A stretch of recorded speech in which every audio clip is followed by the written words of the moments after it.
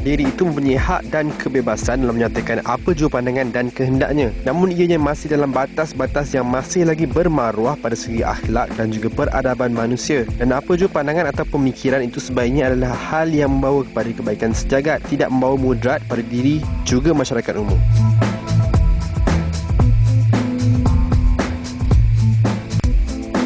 Kebebasan bersuara perlu dibuka seluasnya. Jika ada suara bermaksud, ada pendapat, pandangan, kekeliruan atau rintihan, di situ juga yang seharusnya diberi perhatian dan perlu dibincangkan serta diperjelaskan secara terbuka. Kita seharusnya menerima ianya secara terbuka dan jangan hanya seberat sebelah. Kebebasan bersuara sepatutnya bukan digunakan untuk memfitnah atau menghasut. Itu bukan kebebasan bersuara, tapi kebebasan melanggar hukum. Mereka yang menyentuh sensitiviti ini perlu dikenakan tindakan. Saya kira masyarakat kini sudah semakin lantang menentukan mana baik buruk dan dengan perbincangan mereka akan lebih banyak berfikir.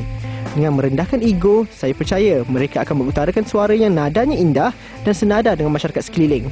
Mungkin dulu kita tidak bebas bersuara dan semenjak kebelakangan ini, kebebasan itu meledak dengan pertumbuhan penulis blog. Suara kita mungkin ada sumbangnya, tapi berikan masa dan saya percaya masyarakat kita akan lebih matang bersuara.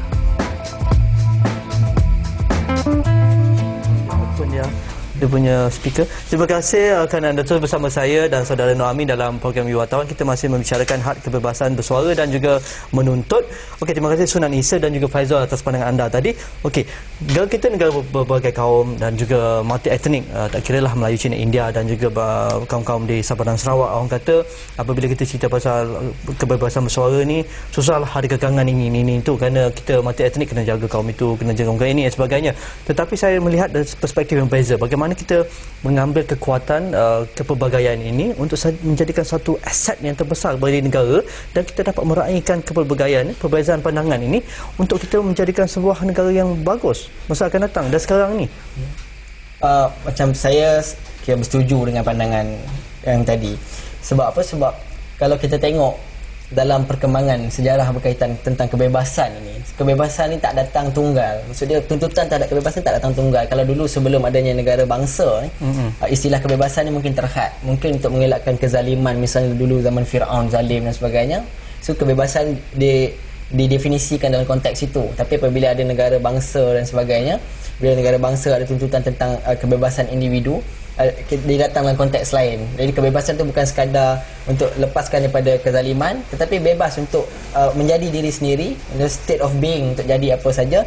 Dan timbul pula isu dulu apabila demokrasi, popular sovereignty ataupun pemerintahan majority ni telah bertukar menjadi tyranny of majority. Dalam konteks dalam konsep politik dia sangat popular, mana atas alasan kita majority, maka kita boleh menindas ataupun menafikan hak-hak yang minoriti. Sebab itu saya mungkin ada sedikit berbeza pendapat tentang hak-hak kaum yang dikatakan minoriti ni untuk menuntut sesuatu. Pada saya, kalau dalam konteks institusi demokrasi, sepatutnya kita membenarkan seluruh pandangan untuk diutarakan.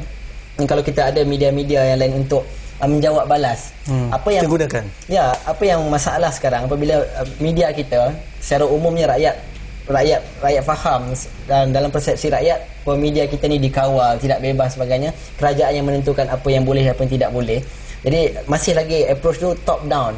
Jadi macam kita akui bahawa rakyat ni ada pelbagai etnik, pelbagai agama, dan juga pelbagai strata. Maksudnya ada yang kerja di bandar, kerja ke kampung. Maksudnya kerja konteks kerja mereka berbeza dan juga sektor. Jadi macam mana suara-suara yang pelbagai ni dapat dicerap masuk.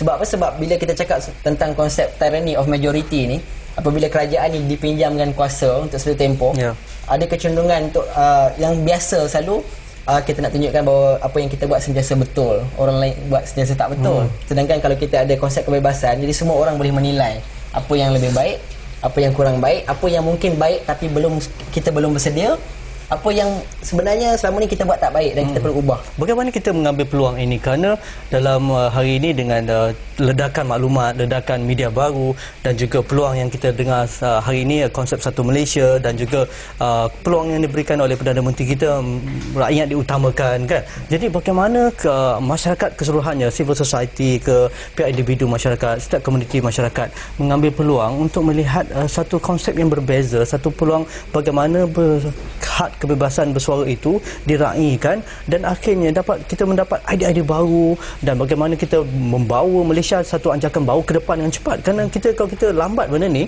kita akan ketinggalan dengan rakan-rakan kita di jiran sana, kerana era globalisasi kita terbuka dalam pasaran pelbagai. Pada saya konsep satu Malaysia ni dia boleh jadi double edge, maksud dia dia boleh jadi kita bawa ke arah positif ataupun negatif. Sebab kita macam selalu saya sebut, bila kita cakap soal perpaduan ataupun unity, kita tidak bercakap soal keseragaman ataupun uniformity. Jadi rakyat perlu diberi peluang untuk menjadi berbeza dan menumpahkan dia punya patriotisme dalam 20 saat dalam cara mereka sendiri. Jadi dalam kalangan rakyat ni pelbagai dan kerajaannya satu, dia mungkin tak dapat memenuhi kesemua tuntutan. Jadi pada saya perkara paling asas yang perlu dijamin adalah tentang kebebasan dan juga hak-hak demokratik rakyat. Okey, terima kasih saudara Nur Amin Ahmad. Mungkin kita akan panggil lagi saudara Nur Amin untuk topik-topik yang lain.